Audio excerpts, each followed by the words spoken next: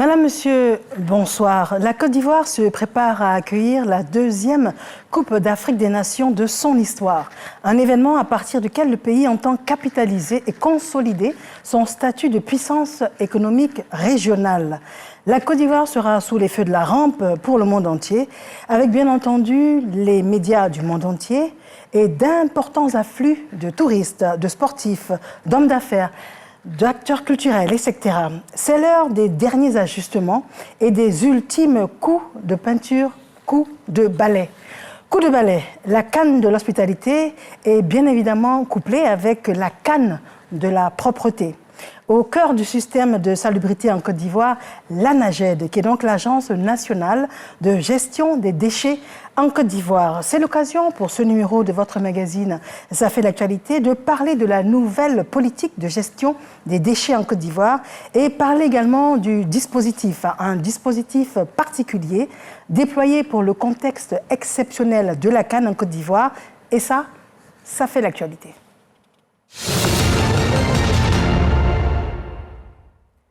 Notre reporter Seydou Ouattara vous propose un élément sur l'ANAGED et juste après on retrouve notre invité en studio.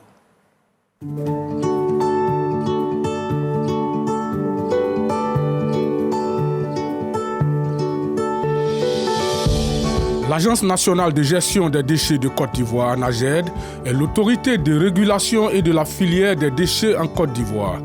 Elle assure la gestion de tout type de déchets solides, à l'exception des déchets dits dangereux, ainsi que des déchets médicaux. L'agence assure ainsi la délégation du service public de nettoiement incluant la collecte, le transport et la valorisation des déchets. Elle est chargée de la planification de la création des infrastructures ainsi que de la mobilisation des ressources financières nécessaires pour la gestion des déchets solides, ménagers et assimilés. Pour garantir le succès de cette nouvelle stratégie de gestion des déchets, l'ANAGED a élaboré et exécuté des programmes de sensibilisation et d'éducation au changement de comportement des populations. Aussi, la gestion des déchets est-elle une préoccupation majeure pour le COCAN 2023. Elle constitue d'ailleurs l'un des piliers du projet Héritage porté par l'institution.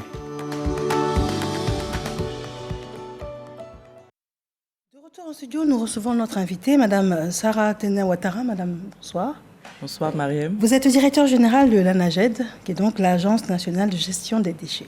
Tout à fait. Merci d'avoir accepté notre invitation. Merci, Mariam. Merci beaucoup. D'accord. Alors, nous avons fait un petit résumé de l'ANAGED. Est-ce bien résumé? C'est très bien résumé parce que ce film montre en quelques secondes les missions principales de l'ANAGED et le décor est ainsi planté. D'accord. Alors, on parle de politique nouvelle, donc ça veut dire qu'il y avait une ancienne politique. Et de mémoire également, il y avait l'ANASUR. Alors, dites-nous un peu quelle est la nuance entre l'ANASUR et l'ANAGED. Merci beaucoup. Effectivement, jusqu'en 2018, le secteur de la salubrité a connu beaucoup de difficultés liées au manque de politique, de stratégie, n'est-ce pas, générale, et donc de projets et de programmes de gestion des déchets, liés également au caractère inadéquat, n'est-ce pas, du cadre juridique qui était devenu obsolète. Ces difficultés étaient aussi liées au manque criard d'infrastructures de salubrité, à l'insuffisance et à la vétusté du matériel de salubrité, à la multiplicité des acteurs qui intervenaient dans la filière, dans tous les pans de la filière, donc pré-collecte, collecte, et tout ça concourait donc à créer une sorte de désordre. Et également à l'incivisme des populations. Voilà, donc tous ces facteurs réunis ont créé donc beaucoup de difficultés dans le secteur.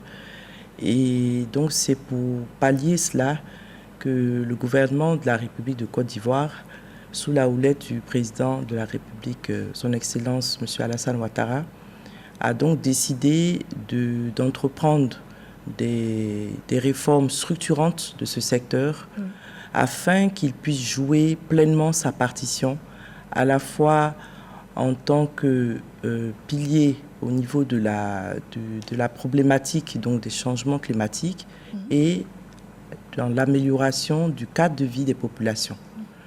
Et c'est ainsi donc que la Nasur qui existait jusque-là, donc la Nasur a été dissoute, n'est-ce pas, en octobre 2017, en même temps que le Fonds de financement des programmes de salubrité, donc le FFPSU, donc ont tous les deux été dissous pour faire place donc à la NAGED, l'Agence nationale de gestion des déchets, qui a été donc créée en octobre 2017. Et cette agence donc est donc là pour mettre en œuvre, n'est-ce pas, cette réforme dans le secteur des déchets. D'accord. Donc depuis 2017, la politique est totalement différente. La politique a beaucoup changé. La politique a changé d'abord à plusieurs niveaux. D'abord au plan institutionnel, donc on a eu la création donc de la NAGED et on a eu également l'élaboration d'un plan stratégique national de salubrité qui s'accompagne d'un programme de gestion des déchets. On a eu également à élaborer, à retoiletter, on va dire, le code de salubrité qui existait jusque-là et qui était devenu obsolète, comme je l'ai indiqué plus haut. Et ce code donc a été adopté à la fois par les deux chambres, par la chambre basse et la chambre haute du Parlement. Et il va être promulgué les jours à venir. Voilà. Alors, quand on parle de la NAGED, est-ce à dire pour les ménages que votre rôle va jusque devant les domiciles pour l'enlèvement des ordures? Alors, oui, je viens. Donc, j'avais présenté le volet institutionnel de cette réforme. Il faut aussi présenter le volet opérationnel, qui permettra, je pense, de répondre à votre question. Alors, au plan opérationnel, il y a des opérateurs, n'est-ce pas, des opérateurs étrangers, internationaux, qui ont été sélectionnés après un appel d'offres international. Et aujourd'hui, on voit dans le district d'Abidjan 2 grands opérateurs, Ecoti SA et Eco-Ibirni. Donc, ce sont donc ces opérateurs qui sont chargés d'assurer donc la propreté du district autonome d'Abidjan. Et sur le district autonome d'Abidjan, nous avons, suite à la mise en œuvre de cette réforme, nous avons mis en circulation plus de 6000 engins, plus de 6000 véhicules, engins. Nous avons également près de 2000 coffres à ordures. Nous avons plus de 6000 bacs à ordures également. Et tout ceci a concouru à créer 6200 emplois directs et indirects. Et je vais être précise, je vais vous dire qu'on a au moins 4000 emplois directs qui ont été créés. Et je vais dire également que cette réforme a permis donc d'accélérer la fermeture de la décharge d'Akwedo, n'est-ce pas, donc qui a fermé ses portes en décembre 2018, et en même temps l'ouverture du centre d'enfouissement et de valorisation technique de Kosiouin, donc qui a pris le relais avec donc c'est un centre le plus grand centre en Afrique de l'Ouest et qui répond donc à toutes les normes et standards internationaux. Et à côté de cela aussi, Abidjan s'est doté de 5 centres de transfert. Les centres de transfert sont en fait des centres qui accueillent les ordures dans la journée pour éviter donc les longues files d'attente, les embouteillages qui sortent pour aller donc vers le centre de Kosiouin. Donc c'est, si vous voulez, des centres de rupture. Alors Abidjan, grâce à comme des transitions. Voilà, des centres de transit. Voilà. Donc, grâce à cette réforme, à la mise en œuvre donc, de cette réforme, Abidjan abrite aujourd'hui 5 centres. On en a 2 à Anguédédou, on en a un à Bingerville, un à Port-Boué et un à Djamé. Voilà. Combien de tonnes de déchets êtes-vous en mesure d'évacuer, d'enlever par jour? Alors, journalièrement, nous sommes entre 4500 et voire 5000 tonnes, sinon plus. Et c'est récent comme capacité, ou il y a longtemps que Oui, je dirais que depuis 2018, donc depuis l'ouverture donc, du centre de Kosiouin, donc si vous voulez, depuis la mise en œuvre effective de la réforme, la capacité a augmenté. En 2018, quand le centre ouvrait, nous étions à 1,1 million de tonnes en 2018. Oui. Et nous sommes passés en 2022 à 1,5 million. Voilà, donc soit une augmentation de 35%. Voilà. D'accord. Est-ce que vous couvrez l'ensemble du territoire, ce qui concerne Effectivement, j'allais en venir parce qu'on a commencé par parler donc, du district d'Abidjan, puisque c'est la vitrine, n'est-ce pas, de la Côte d'Ivoire. Mais cette réforme est nationale. Elle touche l'ensemble du secteur des déchets et donc le territoire national en intégralité. Alors, pour ce qui est des villes de l'intérieur, la réforme a permis d'étendre donc la présence des opérateurs privés au niveau donc des villes d'Abidjan, donc de l'intérieur du pays. Alors nous avons ainsi Yamoussoukro, Bouaké, San Pedro, Korogo, Bassam, Bonois, Assini, Aboisseau, qui aujourd'hui disposent d'opérateurs en tout cas, qui travaillent, qui prestent dans la ville, tout comme le district d'Abidjan a ses opérateurs. Et cette politique, donc, on l'entend l'étendre davantage, mais pour le moment, donc, nous sommes sur ces quelques villes. Mais à côté de cela, les villes qui ne disposent pas d'opérateurs ne sont pas laissées pour compte. Elles sont prises en compte à travers le programme d'appui aux collectivités, donc, qui permet de doter les communes de Côte d'Ivoire de matériel. Donc, je veux prendre donc, le matériel de salubrité qui leur permet, donc, vous avez des tracteurs, des tricycles, qui leur permet donc d'assurer un minimum de propreté dans les différentes villes.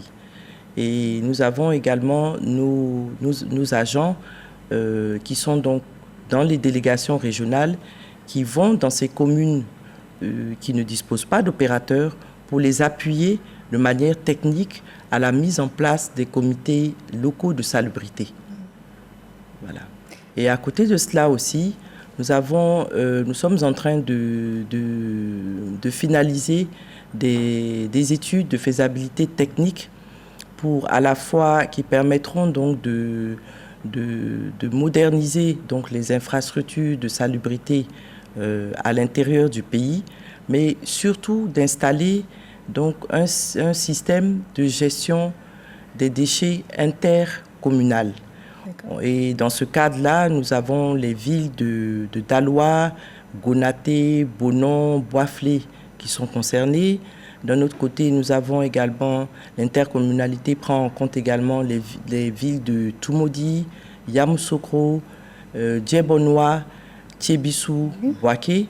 Et elle prend également en compte les villes de Sinématiali, de Korogo, de Ferkessédougou et de Wangolo. Donc, voilà pour ce volet-là.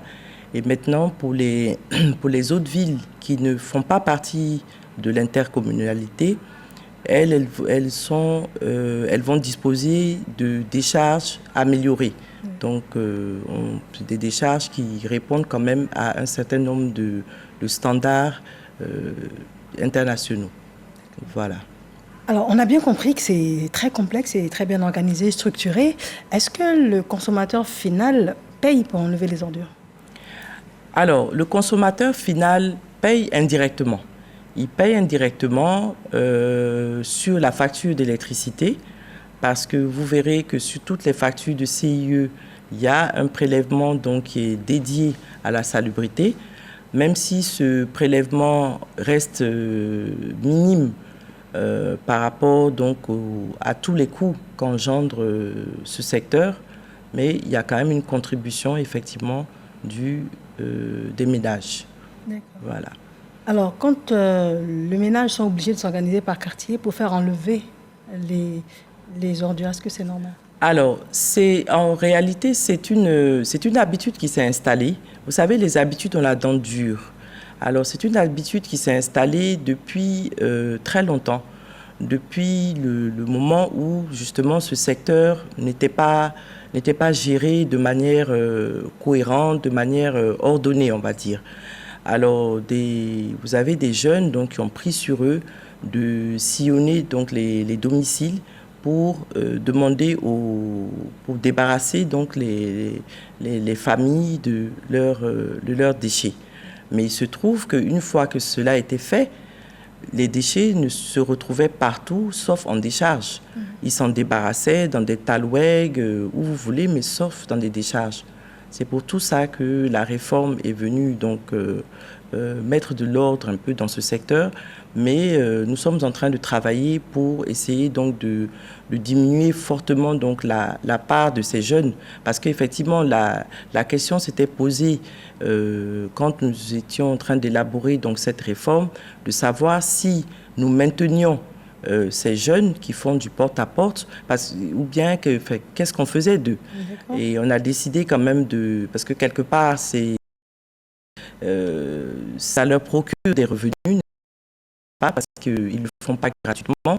Je pense que selon les quartiers, les prix varient. Vous avez 500 francs à 5000 francs, selon le quartier donc, où ils interviennent. Et on a tout simplement décidé, en revanche, de les organiser.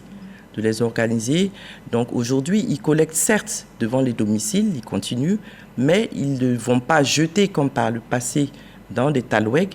Ils vont les déposer dans des coffres, dans des endroits dédiés que la NAGED donc leur a indiqués. Voilà. Alors, ces milliers de tonnes de déchets, pour y revenir sur les endroits de stockage, et puis également, est-ce qu'on est arrivé au stade de parler de tri et puis de recyclage? Merci. Effectivement, ces milliers de tonnes finissent donc à Kosiouin. Ils finissent leur course à Kosiouin, au centre de valorisation technique, donc d'enfouissement et de valorisation technique de Kosiouin. Et la grande différence entre ce centre et ce qu'était la décharge d'Akwedo, c'est comme je l'ai dit, c'est un centre qui a été conçu et réalisé selon des normes internationales. Ce qui veut dire quoi? C'est que quand les ordures donc, arrivent, elles sont effectivement stockées dans une alvéole, mais cette alvéole est équipée de capteurs pour capter donc tous les gaz, parce que vous savez que les déchets en Côte d'Ivoire sont, on va dire, 70% des déchets organiques. Des déchets organiques, donc des déchets putricibles, donc qui contiennent beaucoup d'eau, fermenticibles et donc beaucoup de gaz, n'est-ce pas? Et parmi ces gaz, il y a le méthane, qui est l'un des gaz aujourd'hui les plus nocifs en termes de gaz, parmi les gaz à effet de serre. Voilà. Donc, à Kosiouin, justement, on a tenu compte de cela et les déchets qui arrivent donc, dans cette grande alvéole ont des capteurs tout autour donc, pour absorber ces gaz qui ensuite sont stockés dans des turbines, voilà, pour être éventuellement utilisés comme en électricité, en énergie en tout cas. Voilà. Donc on y est, c'est pas un projet, c'est opérationnel. On y est. Je vous invite en tout cas à aller visiter. Oui, c'est très impressionnant ce qui est fait à Kosiouin. Tout à fait. Alors, et en ce qui concerne le tri, à la base pour le consommateur, le tri par rapport à faciliter les choses pour le recyclage justement. Très bien. Alors c'est le tri il n'est pas encore complètement effectif. Là aussi pour des raisons d'habitude, on va dire, parce qu'on vient de loin. On vient quand même de loin. On vient d'une époque où les déchets étaient juste jetés, n'est-ce pas? Ils étaient à peine ramassés. Et aujourd'hui, c'est un peu plus structuré. On demande quand même, les populations font l'effort de collecter, de mettre leurs déchets, en tout cas de les conditionner, n'est-ce pas? Et avant donc qu'ils soient collectés. Alors de plus en plus, on va y arriver à demander aux populations d'avoir 2 sacs poubelles, donc un sac pour les putrécides, donc les restes d'aliments, et un autre sac où ils mettraient les verres, tout ce qui n'est pas reste d'aliments. On a d'ailleurs lancé ce projet il y a 1 an avec la mairie de Cocody. Nous avons sélectionné 4 sous-quartiers de la commune de Cocody, donc, qui ont fait donc, cette expérience du tri sélectif qui a donné des résultats très probants. Donc je pense qu'on va étendre cette phase pilote à plusieurs autres communes d'Abidjan. Et puis voilà, je pense qu'on va y arriver pas à pas. D'accord. Voilà. Le moment est arrivé pour nous de parler de la CAN. Donc ce grand événement qui aura lieu dans quelques jours, bien sûr couplé avec l'hygiène, la qualité du bien vivre en Côte d'Ivoire. Alors, quelles sont les dispositions particulières qui ont été prises? Merci bien. Effectivement, la CAN doit être la CAN de l'hospitalité, mais également la CAN de la propreté. Et c'est pour cela que nous avons, l'ANAGED a donc pris contact avec les dirigeants du COCAN et nous avons mis en place un comité pour travailler à cet effet. Et pour ce qui est donc des villes CAN, donc y compris Abidjan et les 4 autres villes, nous allons intensifier les opérations de collecte de déchets, de nettoiement des voies, de curage des caniveaux, voilà. Donc on va vraiment intensifier nos opérations. Et pour les villes même de l'intérieur où la CAN se déroulera, nous allons donc instaurer le travail de nuit. Il a déjà commencé depuis quelques jours et donc les gens travailleront donc 24 heures sur 24. À côté de cela, on a pour ce qui concerne les endroits, les sites CAN, donc qui inclut à la fois les stades de compétition, donc les 6 stades de compétition et les stades d'entraînement, les fan zones, les hôtels CAN. Tout cela a été vu et revu à la loupe en concert avec le COCAN, l'ONS, en fait toutes les parties prenantes.